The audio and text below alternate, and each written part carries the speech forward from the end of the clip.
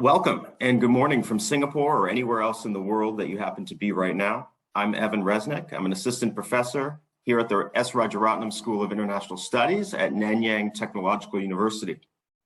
I'm deeply honored this morning slash afternoon slash evening, wherever you happen to be.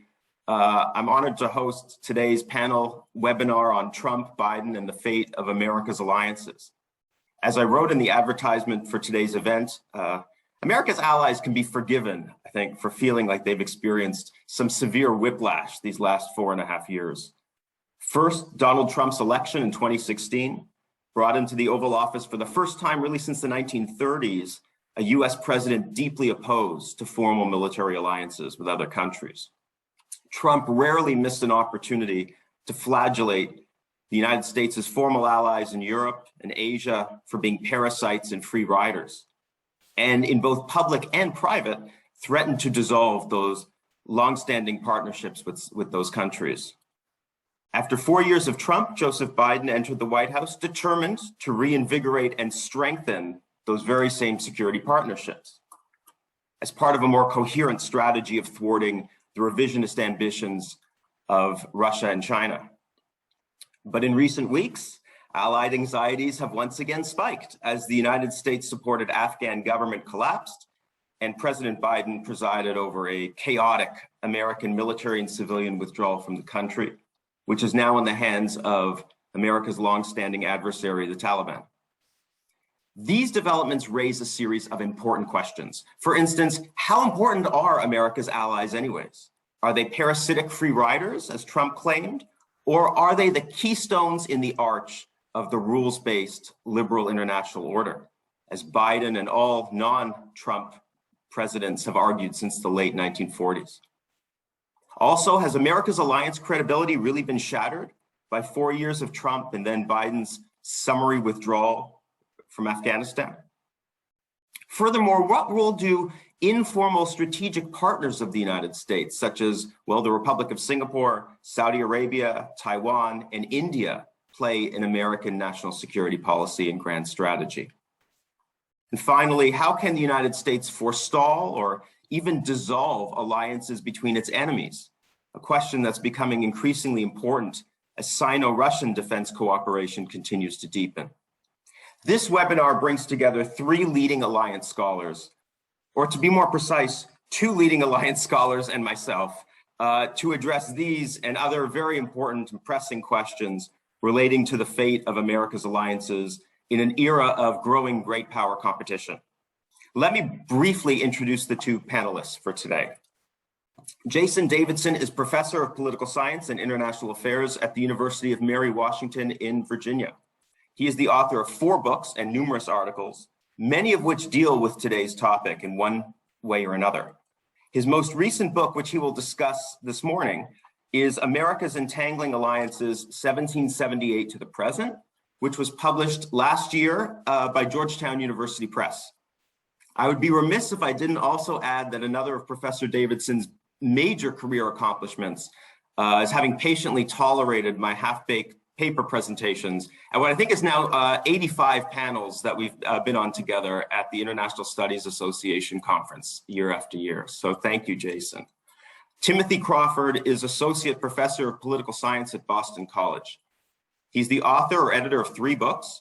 Tim's most recent book is The Power to Divide: Wedge Strategies in Great Power Competition, which has just been published this year by Cornell University Press as part of its prestigious Cornell Studies in Security Affairs series.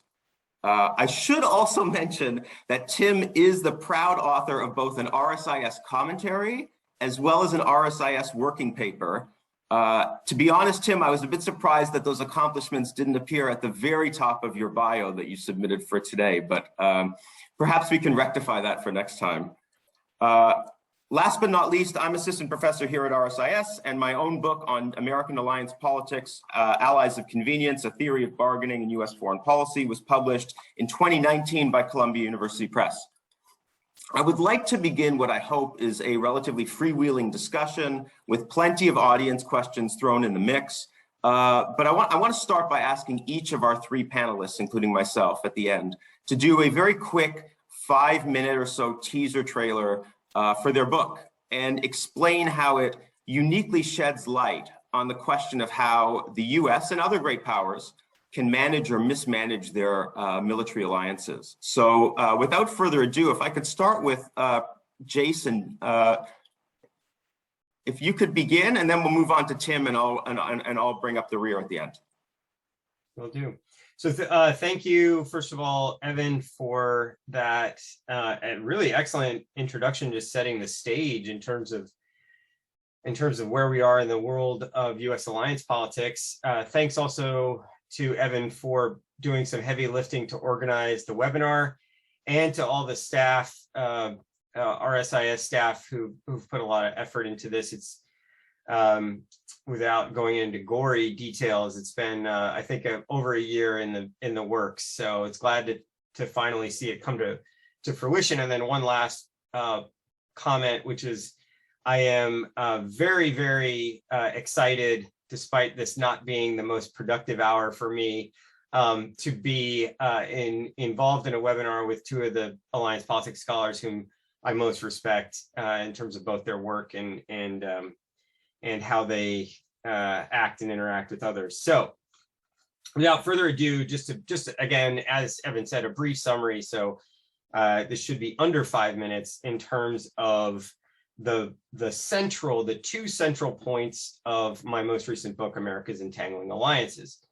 So the first real point of the book is that the United States has had more alliances than most people really think, I guess, both in terms of just general thought, but also in terms of what many scholars even would list as the alliances that the United States has had. So yes, the United States has had an array of what most alliance scholars would call defense pacts. So these are commitments by the United States to defend another state. In some cases, they're reciprocal, in other cases not.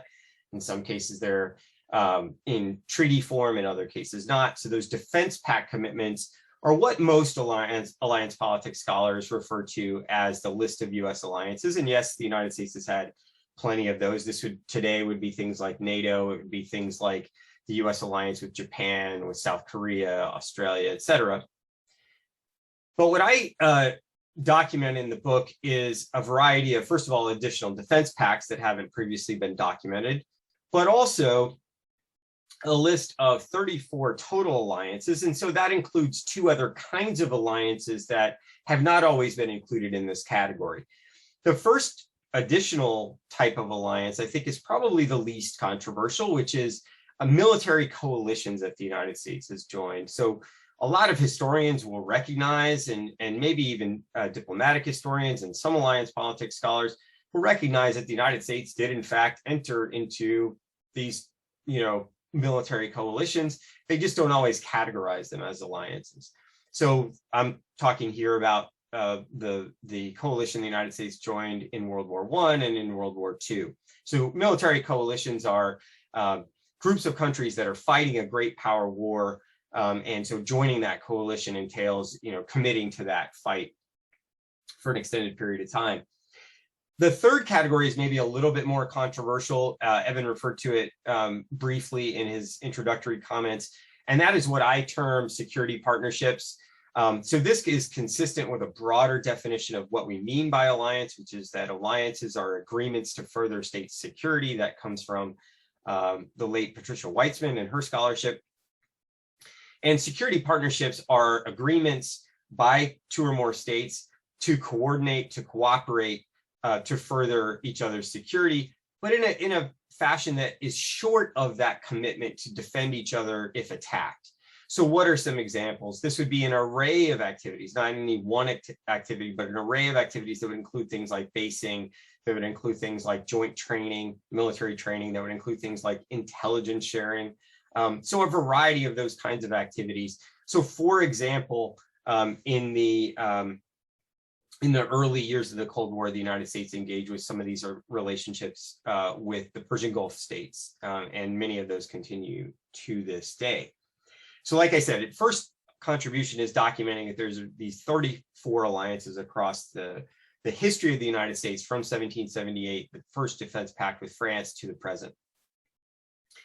The second thing that the book argues is that the way that we can understand why the United States engaged in particular alliances or had a demand for particular alliances at a particular point in time is really twofold. It's first of all that the United States faced threats, and the United States faced different threats at different points in time, but there always had to be a threat in order to kind of trigger the demand for allies. But second of all, that the stage of power that the United States was in at a particular moment in time it tells us a lot about the kind of alliance that it sought. So for example, in the 19th century, the United States was a regional power that had regional interests. So interests in maritime commerce with countries that are close to it, but that, American commercial interests had to travel by sea to and from. It also had an interest in naval security, right? So both of those things meant that there were particular outposts relatively close to the United States' shores, but outposts that the United States, if it didn't control, and if particularly European great powers threatened those outposts, be it Latin America, be it Hawaii, that those outposts could threaten the United States' maritime commerce or could threaten its naval security. So the United States engaged in defense pacts to protect those spaces, right? So the Monroe Doctrine, the Tyler Doctrine were examples of those kinds of alliances. Conversely, and this is the second example, and then I'll turn the floor over to Tim Crawford. The second example would be in the world since the end of the Cold War, the United States has been in a position of hegemony or unipolarity. That is changing. I'll get to that later. But for most of the previous decades, the United States has been in this period of unipolarity. So what does that mean? That's meant that because the United States was a unipole, it didn't face any existential threats, but it did face threats in regional instability. It faced threats in rogue states. It faced threats from terrorism after 9/11. So it sought allies to help it address those threats, knowing that there wasn't going to be a tremendous, unlike something like World War II, there wasn't going to be a tremendous public enthusiasm for spending lots of money to fight these threats. The United States needed allies to help. And so it sought allies to help contribute troops, to help provide basing and overflight rights, to help it find these threats where they existed through shared intelligence. So it engaged in a variety of security partnerships in that period, including, as I said earlier, the Gulf states. There are other examples that I could refer to. So those are the real two contributions of the book, and I look forward to the rest of the conversation. Thank you very much, Jason. Let me turn the table over to Tim Crawford. And Tim, if you could just give us a quick introduction to the book and some of its main findings. Okay, I also want to say thanks again to RSIS for hosting this event. Gives us an opportunity to talk about our research and some topics that have extraordinary current relevance. So my book is about wedge strategies, and I define wedge strategies as strategies that try to divide adversaries, and more specifically, strategies that try to keep or move one potential member of an adversary coalition out of that coalition, right? So there's usually a specific target of a wedge strategy, the target that is going to be moved or kept out of a coalition. And states use the traditional instruments and techniques of diplomacy and statecraft to do these wedge strategies. Sometimes they use coercive techniques. I don't think coercive techniques are very effective at dividing adversaries. I think coercion tends to drive adversaries together rather than to pull them apart, but that's a real debate out there. I focus more on the accommodative kind, and that's what's emphasized in my book. And so by accommodative, I mean the use of rewards, inducements, and some might even say appeasement to try to distance or weaken the alignment ties between potential adversaries.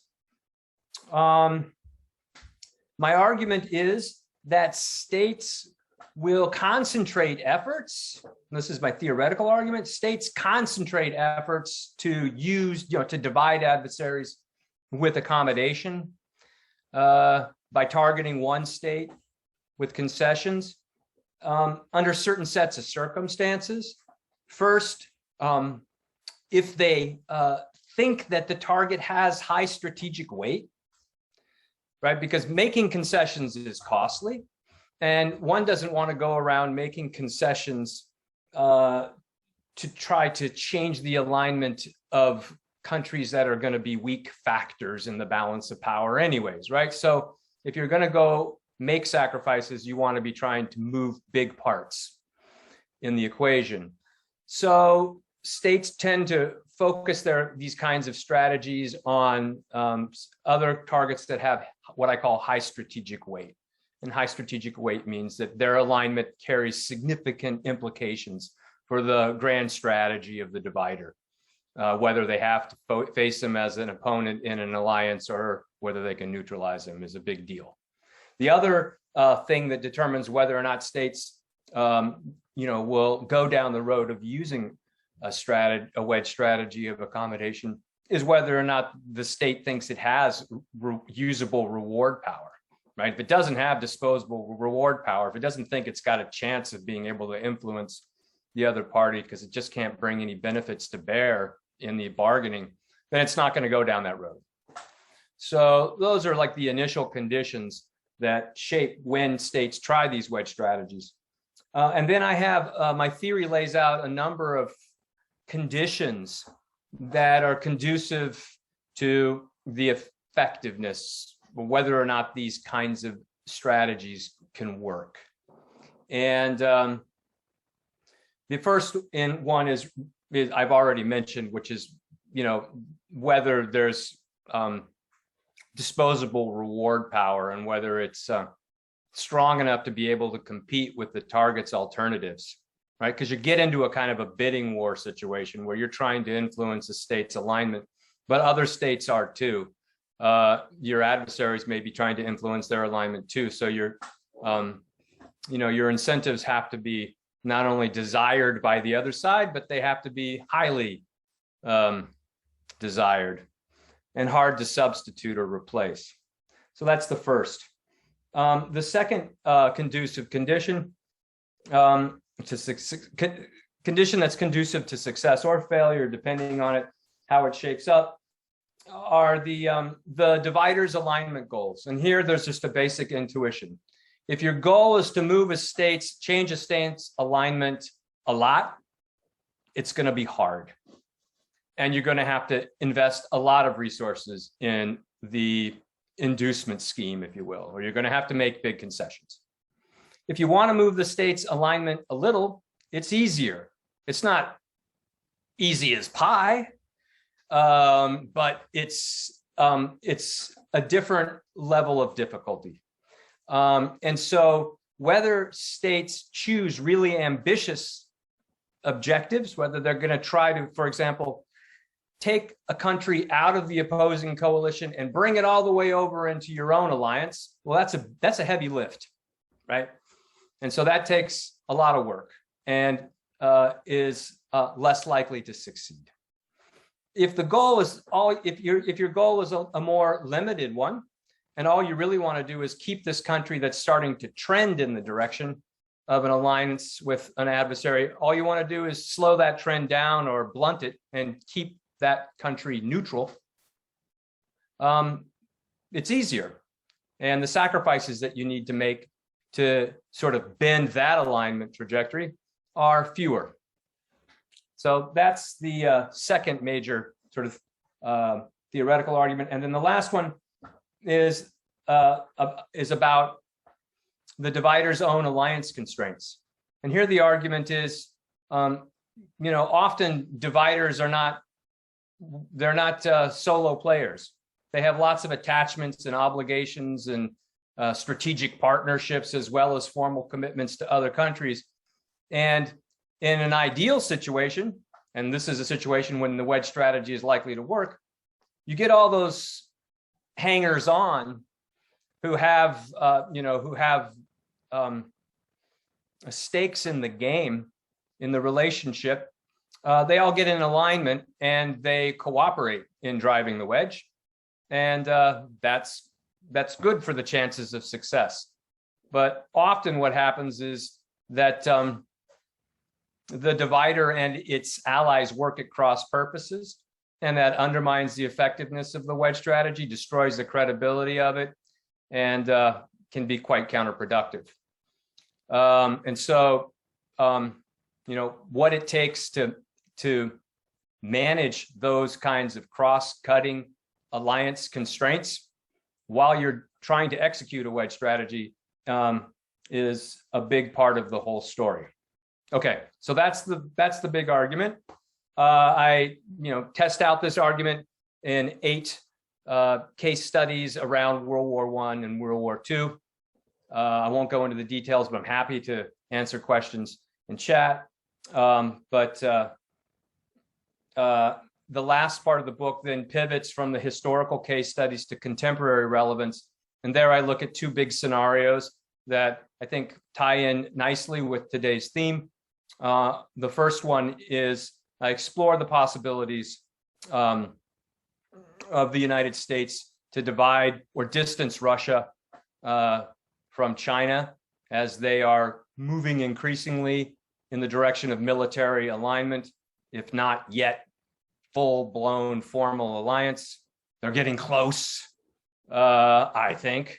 But and then the other scenario that I look at, and sort of flips the perspective around and asks how China might try to attack the American alliance system in Asia with a wedge strategy. And there, I think the most interesting angle is possibly one that people don't think about. So it's not South Korea, and it's not Japan, but it's India, and it's hard to imagine China making amends with India, but I think that's where the real possibilities for something surprising to develop, right? And that's one of the things about wedge strategies. That's one of the things that makes wedge strategies interesting in international politics, is that they can generate surprising alignment changes. And so I'll leave it at that and be happy to talk more about it. Tim, you preempted my next question, which was going to be, what's the big policy implication or implications of your book's argument? And can I ask you just one quick question in response to what you were saying about sort of the contemporary relevance before I move on to me? Are you surprised that? Well, let me be more objective about it. To what extent has China and or Russia actually started to try to wedge U.S. allies away from it, if at all, in the last, I don't know, decade or two?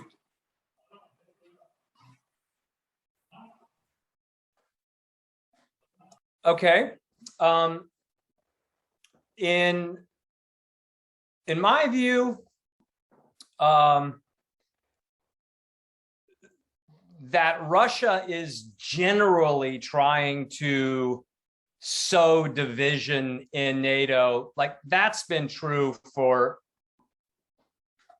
since 2007, 2008, at least. I'm not telling anybody anything when we look at how Russia is trying to promote far-right political parties in the eastern members of NATO.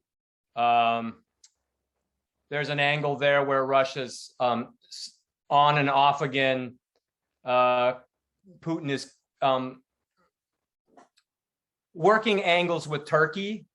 I think that's an interesting one. But the area that I think, like the place where I think it's most serious and important, but not yet very advanced, but like if I were to say, like, what's the one place in the American alliance system in Europe that we really have to worry about with Russia? I'd say Germany. I'd say the Nord Stream 2 energy a relationship is indicative of a larger pattern that I think the Russians are cleverly cultivating. And this is what freaked the Trump administration out and the Obama administration out before, because this Nord Stream energy transmission pipeline creates, these kinds of economic interdependencies that Russia could manipulate. And Germany is an interesting political target, not because it's going to go the direction of like Hungary. I don't think it's a ripe target for promoting right-wing parties, but it has a long tradition of having a strong element in its domestic politics that inclines towards Ostpolitik, that is interested in maintaining good relations with Russia. And Russia can capitalize on that influence in German domestic politics to affect German decision-making during a crisis in NATO. And, I won't go too long in this direction, but it only will take, Germany to not really want to get with the program in a crisis to really throw a spanner in the works of NATO decision-making. So that's where I think, that's where the big game is in Europe, and with Russia, the big game is about Germany. Okay, and then switch over to the other side. I think the big game is with India. I know that there's, good people have done research on how China has tried different kind of wedging approaches with respect to both South Korea and Japan, sort of, good cop, bad cop, alternating its approaches to kind of create separation between Japan and the United States in these different situations. But like I said, I think that the really interesting and big game is India, because India is still, in a certain sense, in play. And that's the issue, right?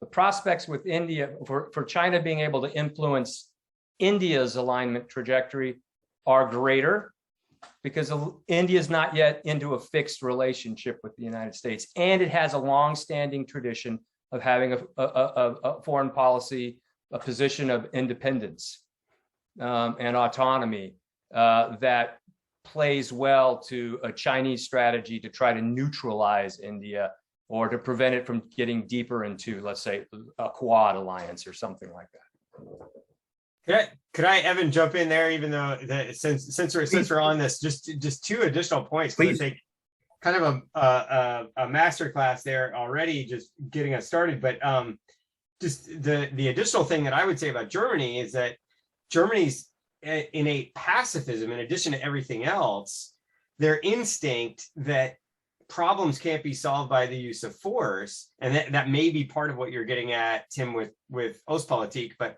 part of it is, I know, an affinity toward Russia, but part of it is just kind of this just real resistance to use of force in any circumstances. I mean, that also makes them open more toward this type of strategy. So I think that's a really good point. On India, though, just to be clear, I'll maybe pose a slightly different question, which is, if you look at the events of the past few years, it seems like China's just been all bad cop all the time. So, I mean, you make a great point that India, because it's in play, is the most ripe for a wedge strategy. But China seems, up until this very moment, to be, essentially like shooting themselves in the foot by driving India into the United States' arms. Would you agree with that? I would absolutely agree with it. Like, I scratch my head and I wonder why the Chinese government insists on doing the exact things that you would expect to drive your adversaries together. So I guess I kind of deflected from Evan's question, because I don't think that China has been doing a good job of driving a wedge with respect to India, but I think that India is the fattest target. And when you look at the two, if we're going to talk about Thucydides' trap, and I promise I will get to me in a minute, but if you talk about Thucydides' trap and a declining U.S. hegemon, a rising Chinese challenger, if you look at the constellation of U.S. formal alliances in Asia and informal strategic partnerships, it's just replete, right, with all of these partners. China seems to have very little, right? So, I mean, you have some defense cooperation with the Russians, you have a formal alliance with North Korea that has, foundered. So the opportunities for wedge strategies seem really lucrative for China because there's so many targets out there, and not terribly lucrative for the United States. But Chinese behavior, as you say, has been counterproductive in that respect. If accommodation is the chief tool of pulling away U.S. friends, well, it's not accommodating anyone right now.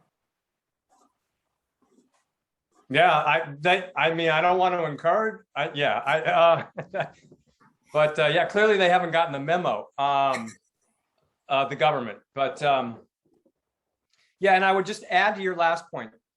There's this asymmetry that suggests that China should be more active in driving wedges is also found in the fact that because it doesn't have a whole lot of alliance baggage, it has more freedom of action, right? So the United States is relatively, this is one of the arguments I make in my book, the United States is kind of constrained in its options to be able to peel Russia away from China because it's got so many of these hanging alliance ties and commitments and partnerships that tie its hands in some ways, although I don't think they tie them as much as people think. But these are impediments that weigh down, let's say, American wedge strategy options. Whereas the Chinese, they have a lot more room to maneuver, but that's at least what my theory would suggest. Yeah, so it seems that China has all those conditions that you say are, conducive to successful wedge strategies, but it's just not using them. It's enormously wealthy. It doesn't have to compromise with pre-existing allies. So it could conceivably be doing a lot more of this than it is. Yeah, I won't go into more detail because I know we need to move the conversation forward, but I'm happy to talk more about it. But my argument in the book is that it doesn't answer your question, the question of why isn't China following my advice, or not my advice, but the prescriptions of my theory. But it suggests that should they go down that road, the option that would offer the most leverage would be to work towards settlements on the border conflicts, where these are very valuable to India, and I think they're important to China, but they don't have the same strategic significance to China. So it's kind of a good trade if you can actually affect Indian alignment by making compromises on these border disputes. Okay, Tim, thank you very much. We'll give you a break for a couple of minutes. What I want to do is I'm going to talk a little bit about my research on alliances, and then I'm going to turn to Jason to talk to us a little bit about the policy implications of his books. So as for me, okay, well, in his classic book, Theory of International Politics, which is where all of our research kind of begins in one way or another, the late godfather of contemporary IR theory, Ken Waltz, colorfully observed, "It is important to notice that states will ally with the devil to avoid the hell of military defeat." And I included that quotation as the epigram to the introduction to my book, Allies of Convenience. The kinds of alliance relationships that I wanted to look at in US foreign policy were the ones that most presidents are not particularly fond of. Maybe that is relationships of security cooperation with very unsavory and oftentimes quite hostile dictatorships. We all know from Waltz's quote that sometimes states don't have much of a choice as to which other countries they can ally with in order to confront a larger danger to their survival. As a result, even the United States, whose leaders and public pride themselves on adhering to a morally upstanding, exceptionalist dogma in conducting foreign relations, even the US has periodically resorted to forming these alliances of convenience with ideologically and geopolitically hostile adversaries.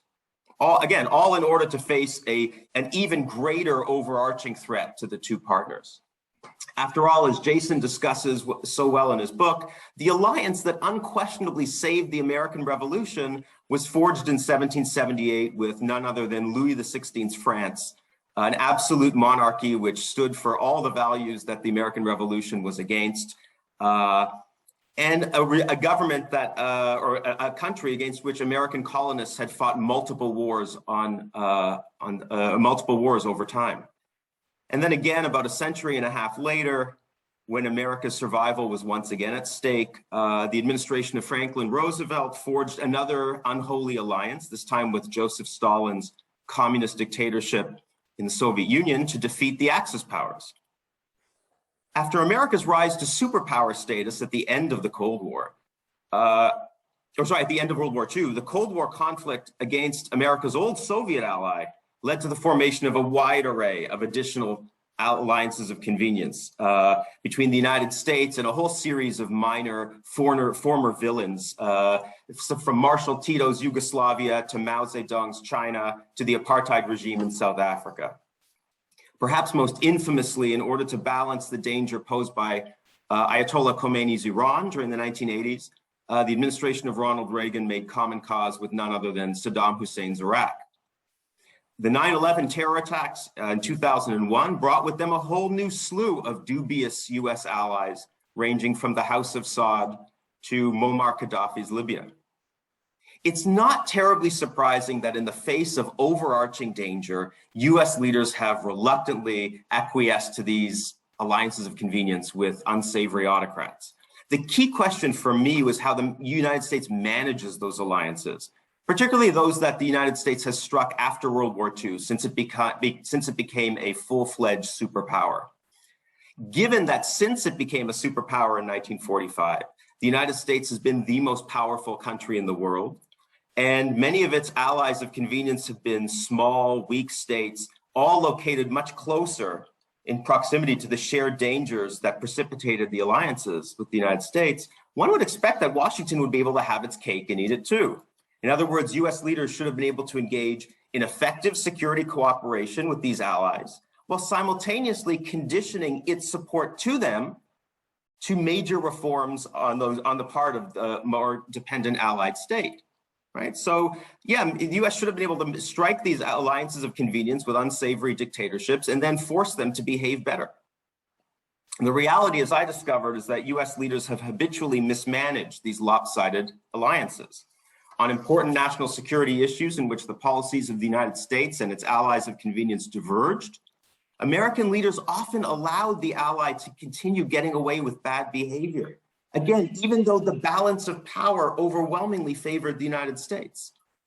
For example, during the alliance with Iraq during the 1980s that I just mentioned, the Reagan administration allowed Saddam Hussein to continue supporting and sponsoring international terrorism and manufacturing nuclear weapons.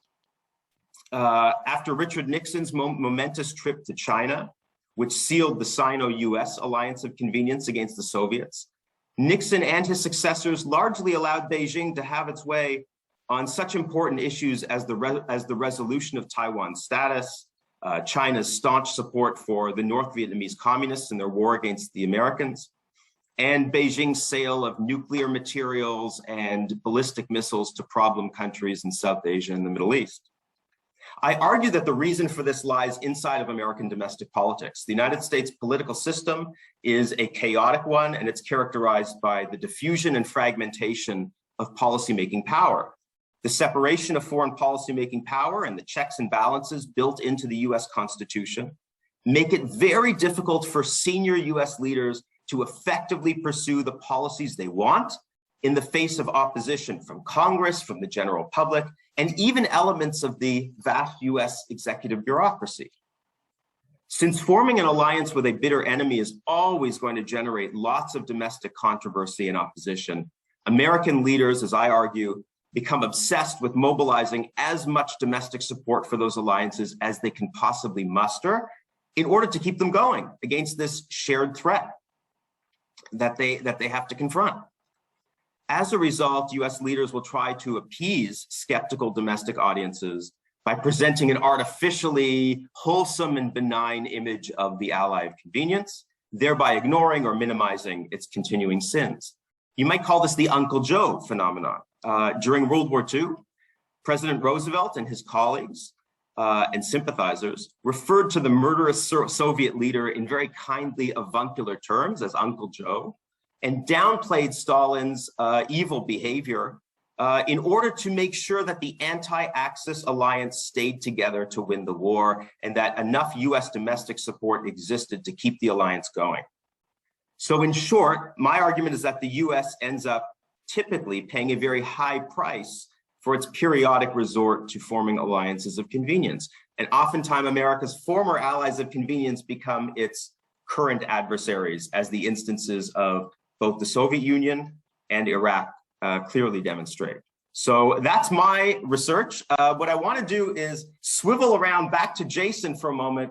And if Jason, if you could just complete the presentation by telling us a little bit about how the findings of your book shed light into what's going on today and some of the stuff that's happening in terms of US alliance behavior. Thanks, Evan. I decided to spin this slightly. So I know that later we're probably going to get, and I can already see in the Q&A that people down the road are going to be very much interested in how US alliance behavior is going to be affected by China's rise. So I'm going to talk about that later. So what I'm going to talk about now is what I hope will be an important consequence of this book, which is, as I think everyone is probably aware, Donald Trump as president of the United States has meant that there now is, I think, way more than ever, maybe not ever before, but certainly in the past 3 decades, a view of alliances, as Evan said earlier, as free riders, as allies that are more costly to the United States than they're worth. But specifically, there's a view of allies as only being significant if they spend a lot on defense and or they defer the costs of US basing on their territory. But those seem to be the only 2 benefits that former President Trump, and we should note, because of his popularity and his continued popularity, he has affected the views of many Americans along these lines.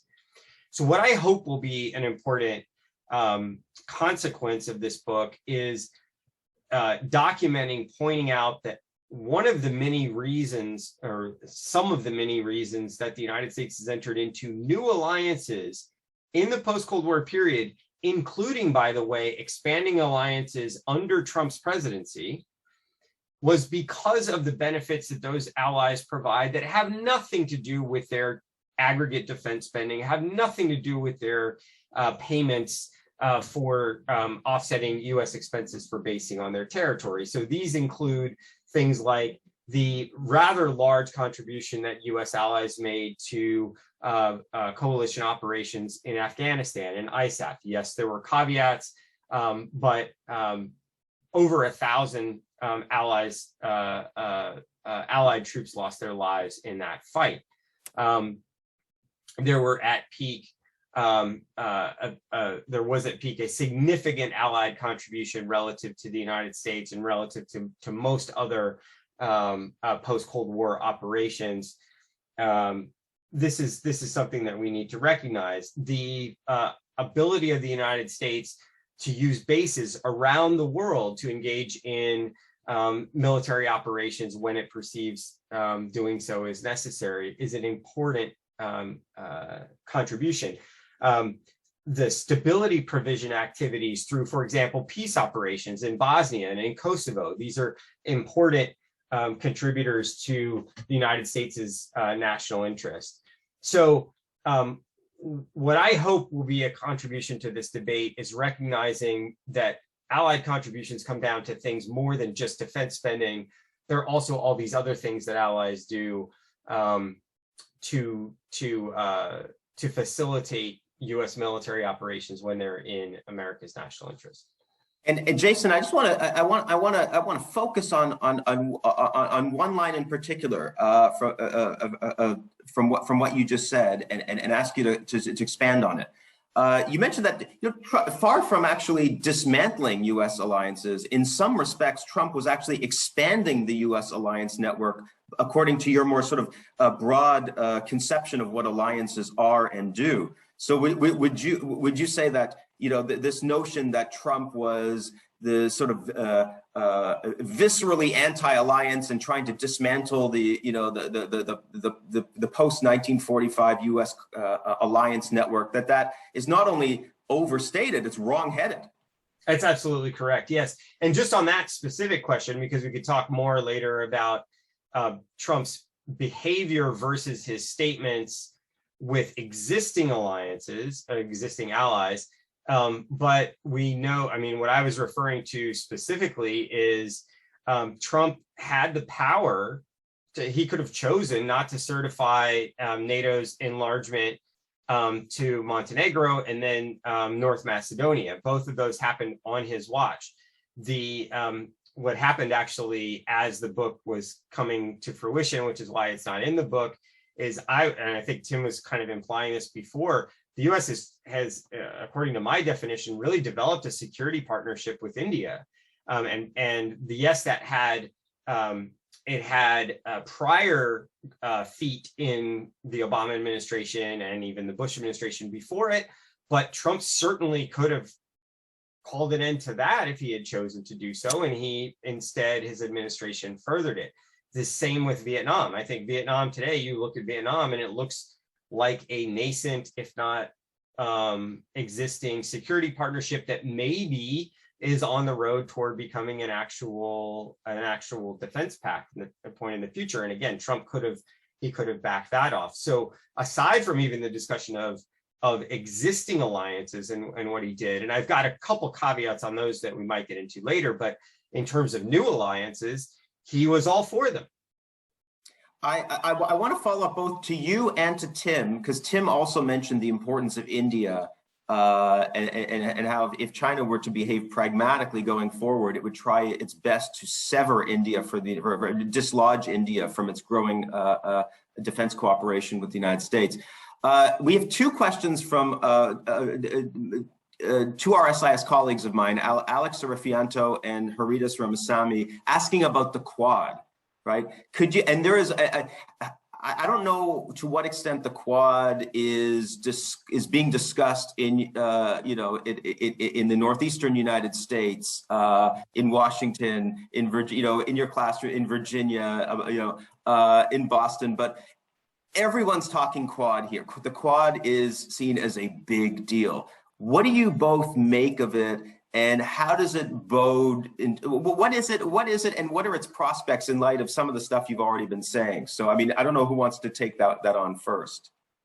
I can go ahead and just start, and then I'll be brief and let Tim take over. So the best way I would think about the Quad is that the Quad is an attempt to court India, right? Quad is courtship. In and of itself, it doesn't actually tell us much, but it's an attempt to court India, an attempt to, I don't know whether, there's, not being a specialist in India and Indian foreign policy, what I have a tough time assessing, and I've seen some various assessments in terms of how likely India is to want to be courted and willing to be courted. I know they've got a long history of neutral, being a neutral and being independent. But what I might say a little bit more about later, but I'll go ahead and throw it out now, is that what my book says is we've got emergent bipolarity, right? Well, first of all, my assessment is we've got emergent bipolarity. So we've got a system in which China is really the only other potential great power relative to the United States. And I can talk about that more if people are interested, but that's my initial assessment. And then given that, what we expect in bipolarity is for the United States to look for big allies that have either strategic location or resources that it wants to preclude and keep out of China, out of China's sphere, yes, and in its own sphere, if at all possible. And so India is by far the most obvious target. And then the fact that China keeps antagonizing India makes it even more likely for the United States to want to do that. Tim?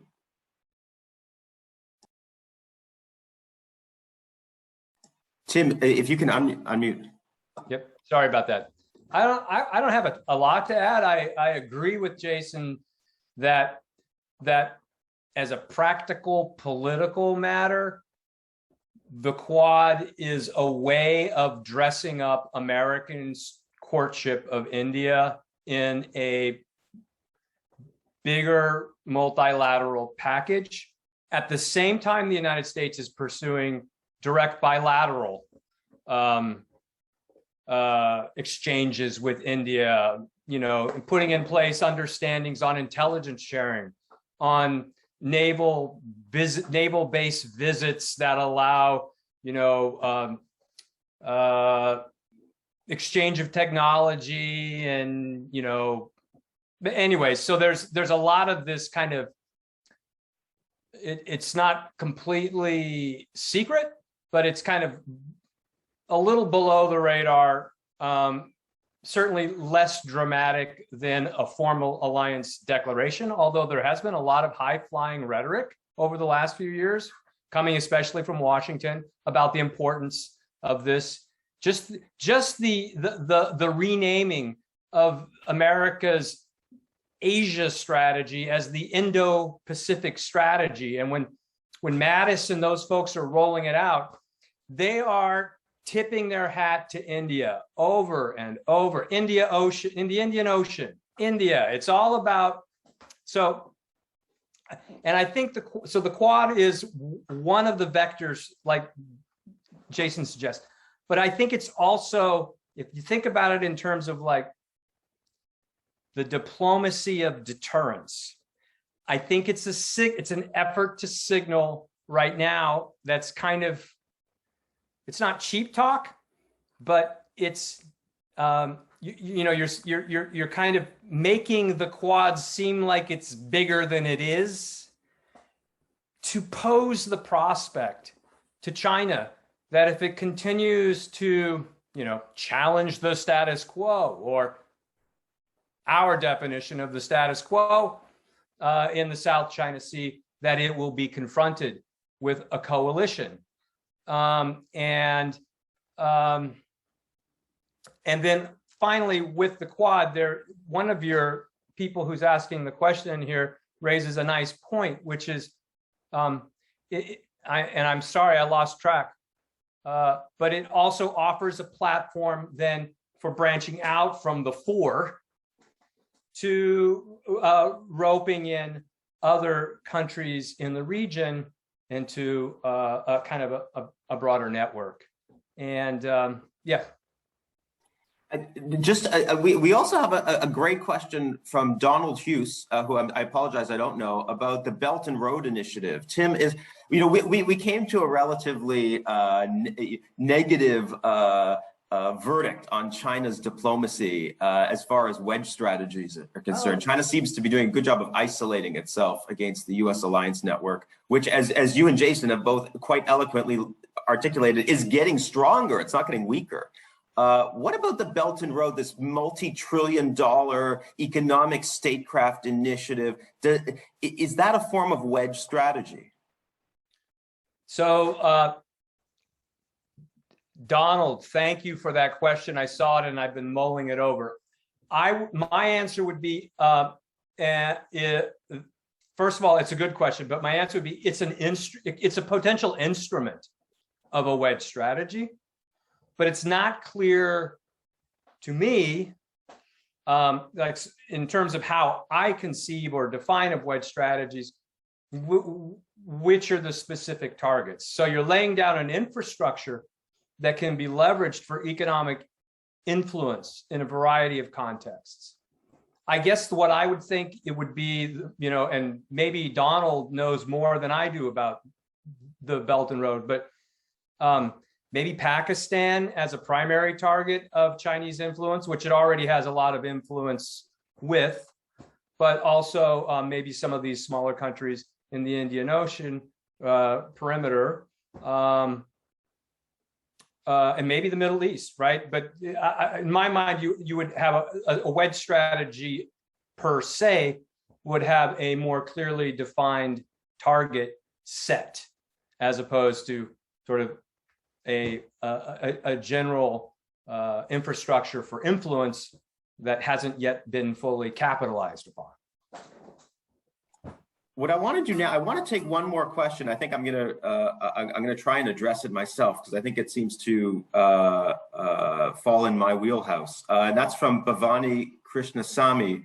Yeah, your views on the possibility of a U.S. alliance with the Taliban government, and I want to talk a bit more about Afghanistan and its broader repercussions in a second. What do you think should be their strategy? I just this morning, as I was riding to work, saw an article in today's Washington Post online about how U.S. officials, U.S. military officials, are starting to talk about forming a ostensible alliance of convenience with the Afghan Taliban to combat the ISIS affiliate, the Islamic State affiliate in Afghanistan. And this would be sort of, for me, would be the quintessential, right? Here's, the United States and the Taliban couldn't be more at loggerheads geopolitically and ideologically. And this is your quintessential alliance of convenience. On the one hand, sure, I mean, it makes sense. The problem, and I want to talk just for a second about policy implications, is U.S. leaders often underestimate the costs of entering into these alliances. Sure, I mean, it makes very good sense. Both the U.S. and the Afghan Taliban are facing a serious threat from the Islamic State, and so some degree of security cooperation would be warranted. The problem is what happens when the Biden administration wants to provide military or large-scale economic aid to the Taliban in order to seal the deal. It has to then go to Congress, and I can't imagine in this Congress there will be any support for that kind of move. And this is the trap that administrations routinely fall into, is once they publicize an alliance, and they do so because they have to, because they need the resources to fund the security cooperation, they're put into a spot where you've got to overcome some pretty strong domestic suspicions about this new ally in order to effectively face off against this burgeoning danger. And again, we were talking about Donald Trump and how different he was or wasn't. Jason said, no, he argued that Trump's policy on alliances was not that different from his predecessors.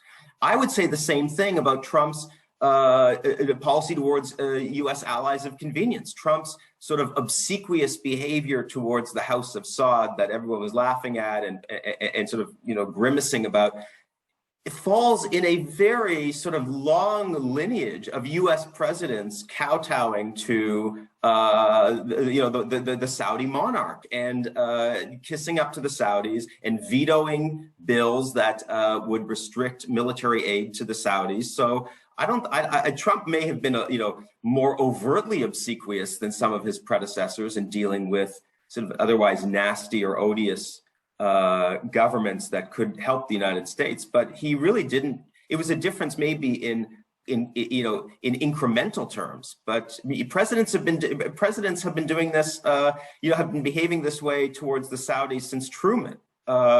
So my answer to the question would be, sure, it makes strategic sense, but the more that that U.S. leaders are going to have to try and convince domestic political audiences that improving relations with the Taliban is a good thing, the more inclined they will be to shut their eyes to continuing bad behavior by the Taliban. Whether the costs exceed the benefits or vice versa is an important judgment that U.S. administrations have to make at the outset of cooperation, because once they start doing it, they have a hard time reining it in. So my sort of basic advice would be twofold. One would be, the first prong would be, Don't do it unless you think really salient US interests are at stake. Don't form these sort of unholy alliances unless whatever the shared danger is really is a big danger to US vital interests. And then the second prong of advice would be, if you're going to engage in security cooperation with an odious regime, try and do it in a relatively low-key manner through domains like intelligence cooperation, under the radar secret diplomacy. The one successful case of a US alliance of convenience that I found that I thought was really interesting was the George W. Bush administration. Yes, I'm invoking the George W. Bush administration as an example of successful foreign policy, which I think wins me the counterintuitive award.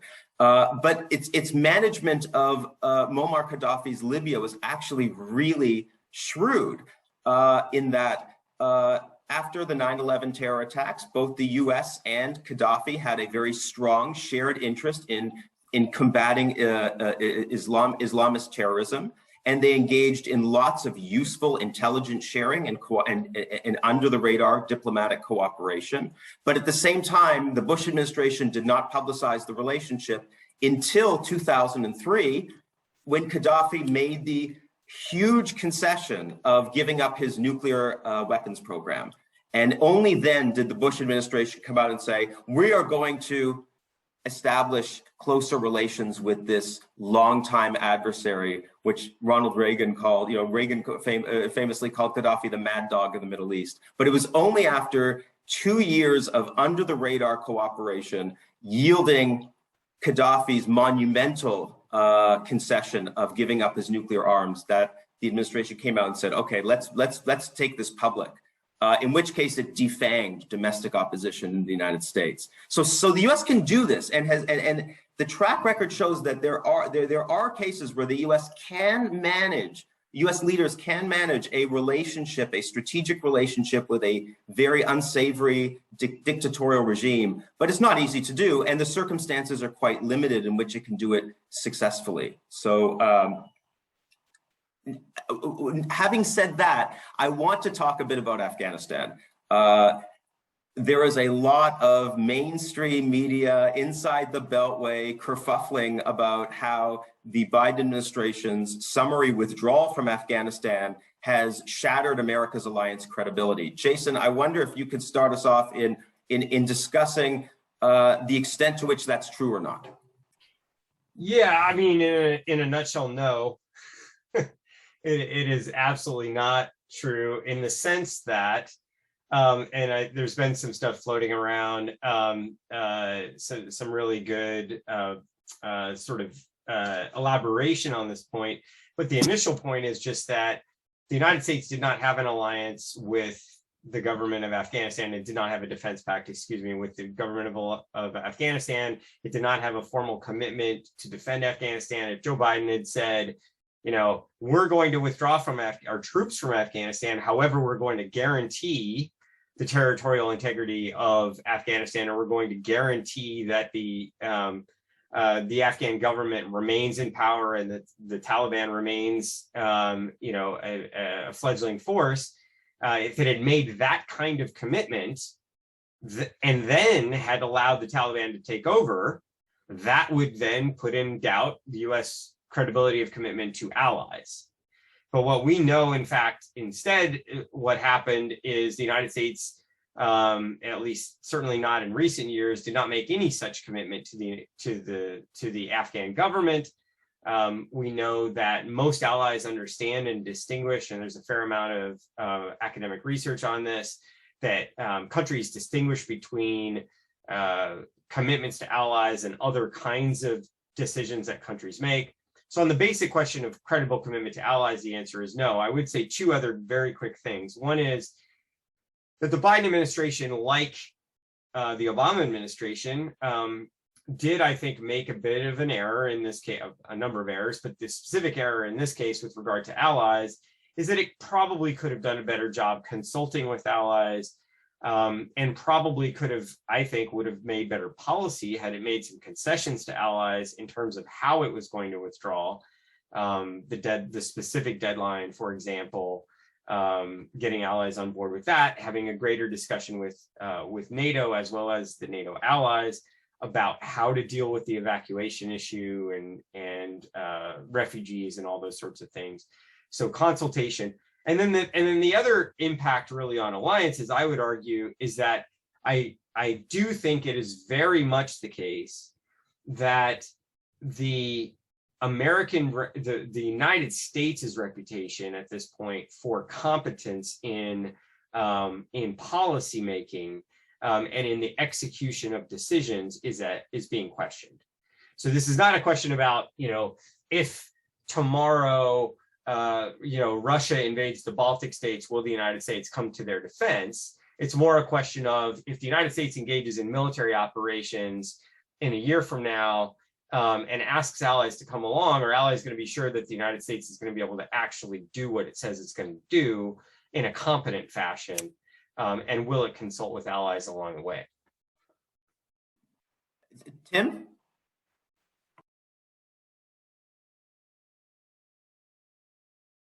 Oh, Tim, just unmute. Yeah. Just want to follow this thread.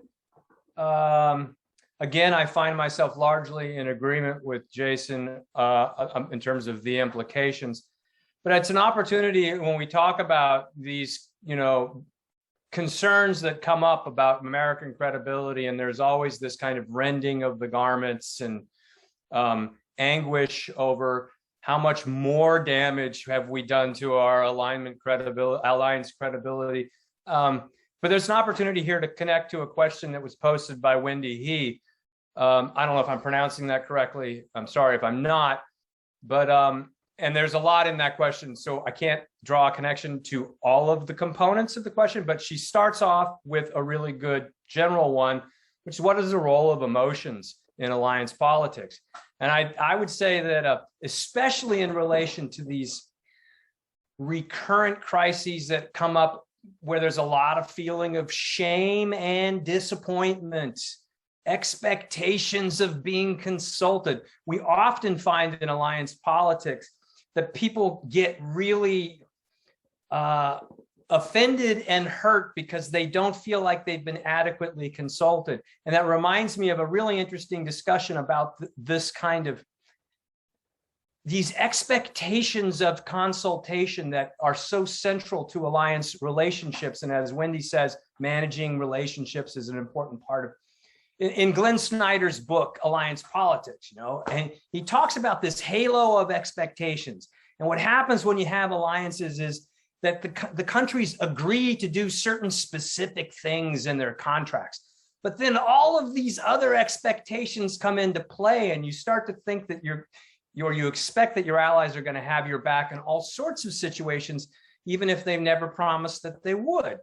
And you start to expect consultation and anyways, and so one of the really important things about these reputation or credibility arguments is that they're as much a reflection of what other allies are worried about as they are about what American or whoever it is that, leaders, they're worried about their own, they're ashamed or they're feeling guilty. And so it gets translated into this sort of, I think, overblown fear. And I'll just to put just sort of a footnote on this last comment. I'll just remind you, let's go back 2 years to like October 2019, when President Trump decided to pull the rug out from the Syrian Kurds. And everyone was convinced, well, not everyone, but there was a great kerfuffle over how the United States had completely blown its alliance credibility because we had basically called an end to what was an alliance of convenience par excellence. And in part, we were doing it out of deference to our formal NATO ally, Turkey. And somehow or another, we lean over in the direction of Turkey's preferences, which is our ally, and throw the Syrian Kurds overboard. They're our ally of convenience. And the take-home story is that we've blown our alliance credibility. And to me, that just drove it home that critics and self-critics will never miss an opportunity to complain about the damage done to our alliance credibility whenever the United States makes a practical alliance move that involves some costs or trade-offs against the interests of other partners. Tim, I should add that Wendy is one of our very promising first-year PhD students who is writing a dissertation on the role of emotion in military decision-making. So I'm thrilled with her question, and I'm thrilled with your answer to it. I want to add another dimension to this, and that is just to pile on to Jason and Tim. My own research showed that even though U.S. leaders, again, for these sort of domestic political purposes, feel that they have to overly conciliate nasty dictatorial governments, when they enter into alliances with good, friendly, upstanding liberal democracies, and U.S. presidents don't feel that domestic urge to have to mobilize political support, they hammer the living daylights out of them.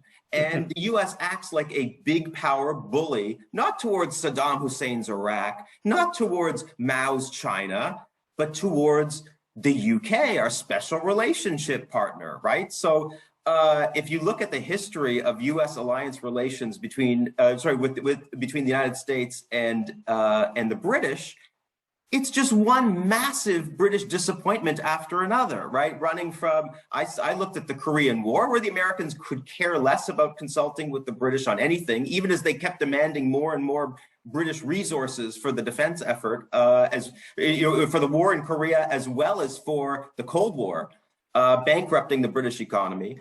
Then you have Suez 3 years later, 3 years after Korea, where the U.S. completely betrays the British. And then you fast forward to the, post 9/11, the war in Iraq, and Tony Blair basically being forced to play the role of George Bush's poodle. The U.S. has this very sort of, it seems somewhat counterintuitive that if you want to see kind of Melian dialogue type, I have the power and you don't, and so you do whatever the hell I want you to do, it happens in relations between the U.S. superpower and its friendliest democratic partners. So I found that really bizarre. I don't know if Jason wants to weigh in on this one. I have another one coming up, but Jason.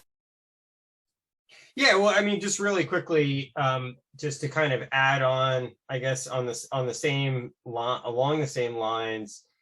So one of the, in the book, I look at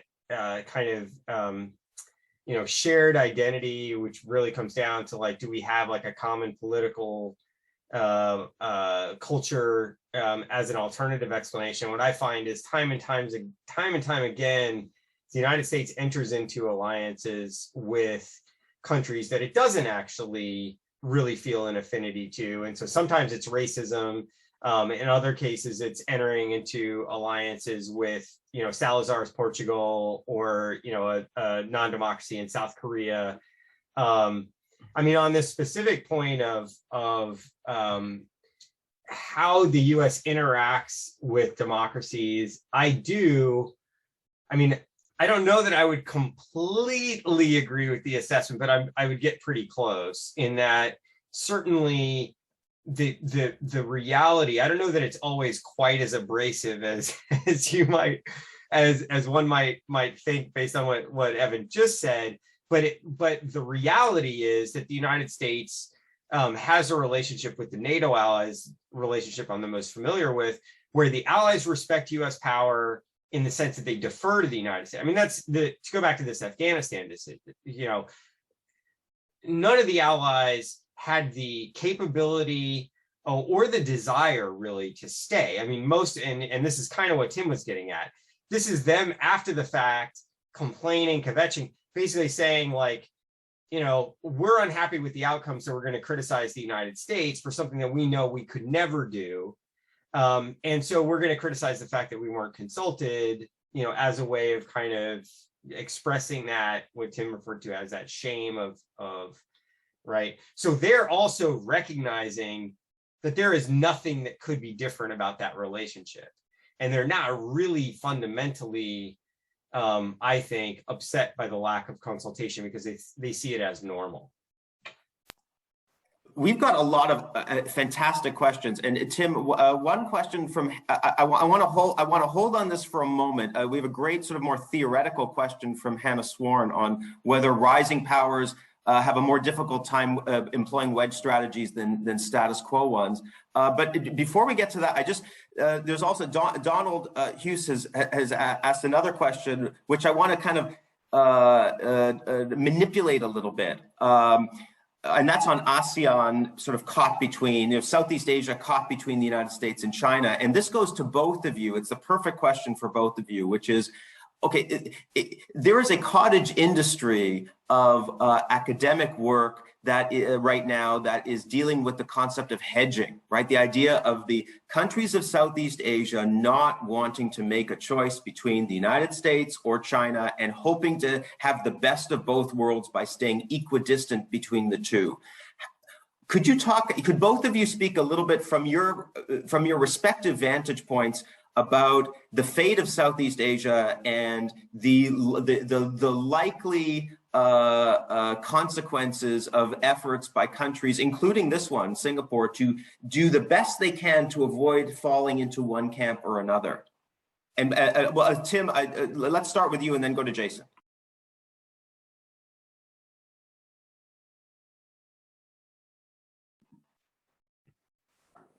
First caveat, I'm not an ASEAN expert. And second caveat, I'm really not very good at political economy. But so I will present the picture as I see it, informed by my theoretical construct that I'm operating with. Okay.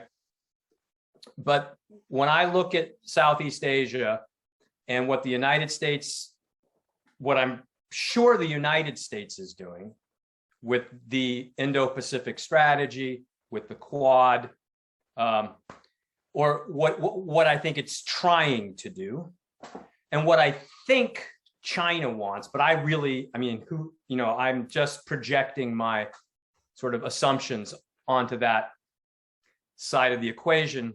I think that hedging, and finally I'll say, I understand the incentive to hedge for the small powers. I mean, that's a classic survival move. I totally get it.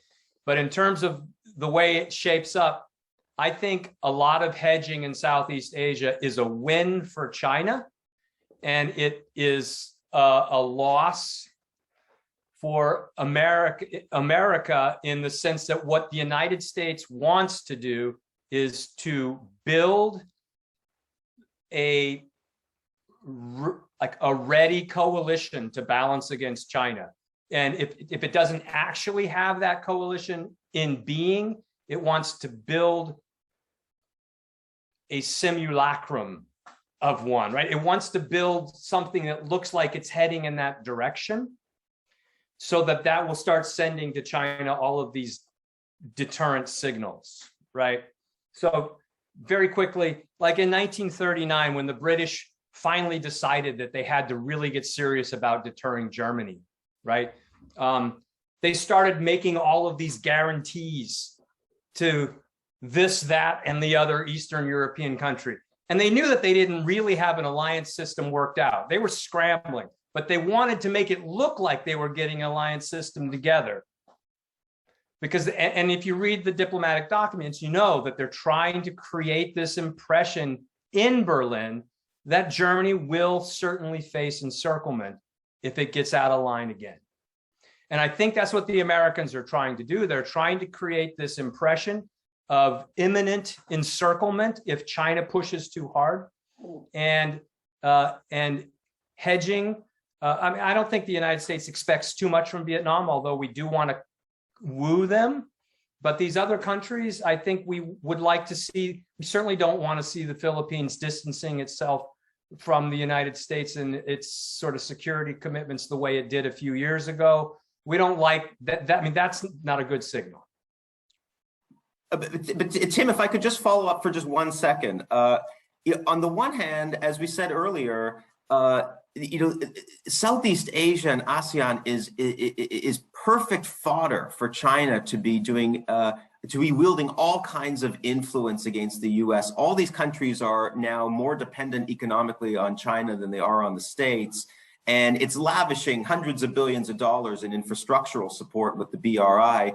In one sense, Southeast Asia is ripe for the picking for the Chinese to wedge them again, and they don't even have to wedge them away. They aren't, none of them are, except for the Philippines, are alliance partners of the US. And Thailand, we don't really even know at this point. It's easy pick. These are easy pickings, but it hasn't done so. Is there a trade-off between, on the one hand, China's systemically induced incentive to bring these minor states over to its orbit, versus, on the other hand, expanding its territorial vital interests in places like the South China Sea and East China Sea, and wanting greater control over its immediate neighborhood. So it's kind of caught between conflicting external impulses, right? Bring the allies onto its side versus, well, stop all, basically expand its defense perimeter into the neighboring region, which will ruffle feathers of those same states. Yeah. So you're pushing two other people in the Q&A queue are pushing on this question of why isn't China doing what my theory says they should do. And I think I've just asked you Hannah Swarn's question in a slightly different way. Yep. So Hannah's is, so I've got a couple things, but there's Rafiq, Juma Boy, and earlier, Shalindra Sapra also. Various ways of attacking this question. Why isn't China doing the wedge strategy? And so I'm just going to bring to bear the arguments that are driven by my theory. Okay. And I'm not trying to disassociate myself from the theory. I'm just saying this is what my theory says. My theory says that states are not going to make concessions and accommodations willy-nilly for wedge strategy. They're not going to go around appeasing everybody. They're going to be judicious and strategic, and they're going to concentrate these efforts on big moving parts that matter. And I don't think that the Chinese are going to a great deal of effort to appease small countries in the region, because it doesn't see them as heavyweights. And you don't go around appeasing lighter weight opponents in general, right? So that would be one. The second answer would be that, and this is a kind of a dodge to when people say, well, why hasn't China started doing what you say? My argument would be China will, or at least I would expect that it would, as it begins to anticipate conflict with the United States approaching, right? As the prospect of actually getting into a conflict with the United States becomes more imminent, it will kick off the diplomatic machine and start to try to cash in chips, if you will, in some of its relationships.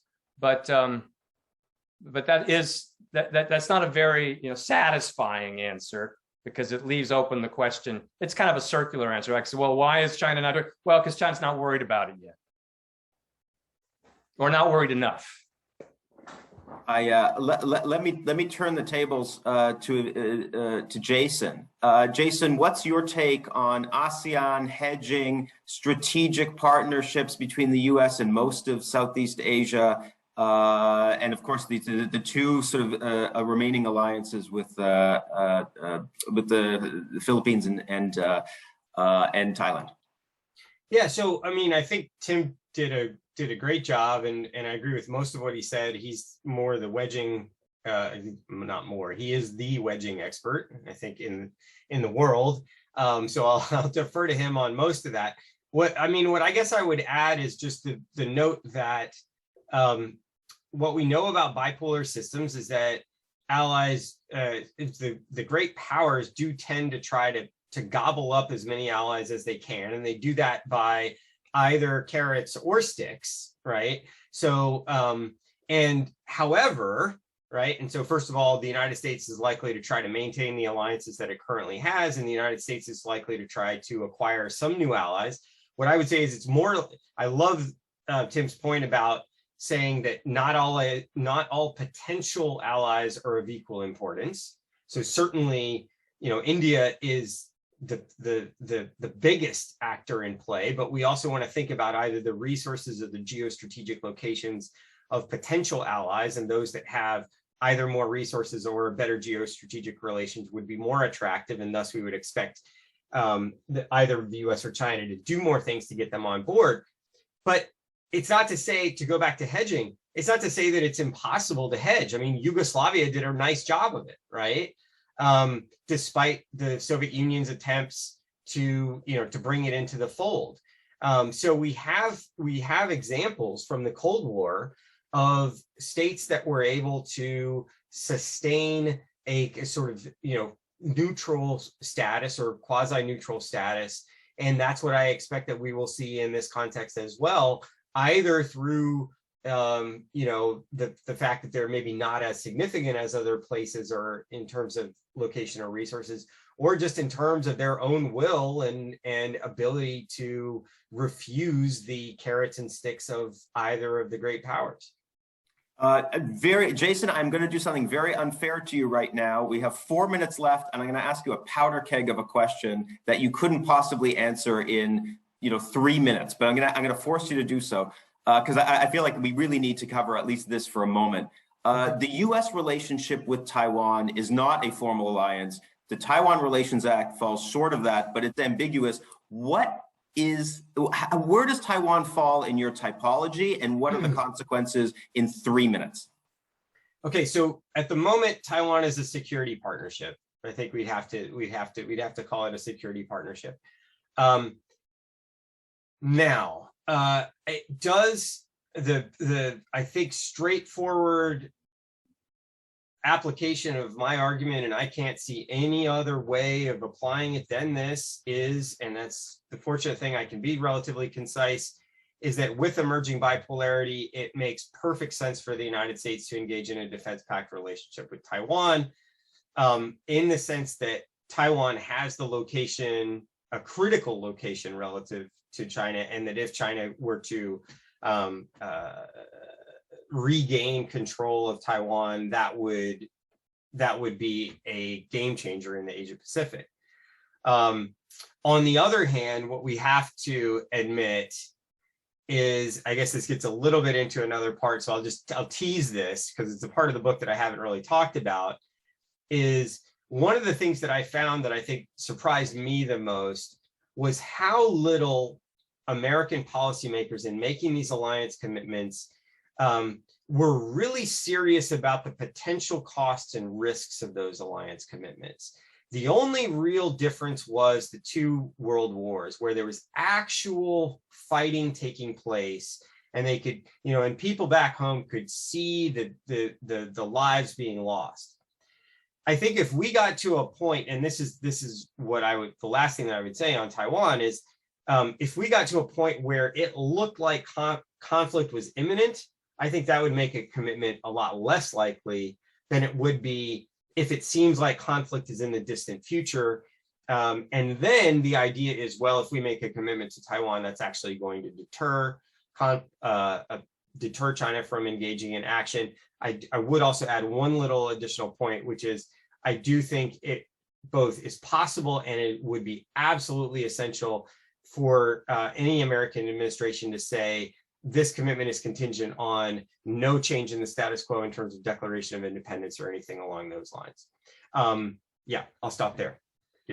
Perfect timing and a great answer. I want to just take our last minute to thank, to deeply thank Tim Crawford and Jason Davidson, 2 spectacular scholars and intellectual role models for me.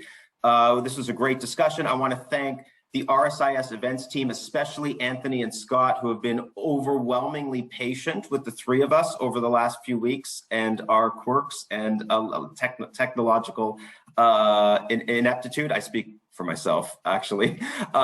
Thank you very much. And thank you to the audience. Great questions. Thank you for participating. This was really a fantastic event, and hopefully we can do more of these. Thank you again.